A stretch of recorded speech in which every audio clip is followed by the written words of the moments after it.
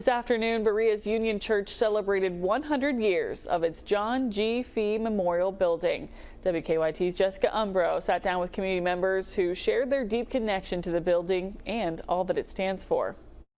The love and the deep connection I feel to Berea, to Berea College, and to Union Church goes from my cells out. Pamela Shabora, who attended Berea College and Union Church in the 1970s, is just one of many who have called Union Church home. Community members gathered to celebrate the 100-year history of the John G. Fee Memorial Sanctuary. While the church was originally founded in 1853, the current sanctuary was not constructed until 1922. A building is nothing more than a collection of a place where people can gather, but it nevertheless functions in an important way. Without the shelter of this space, that so many initiatives that have made our lives better would not be possible. I'm told that the celebration here today is not just about the physical structure of Union Church, but it's about the values and the traditions that make this a unique place to worship and to gather. This is a place where we try to recognize that all God's children, and that means all without exception,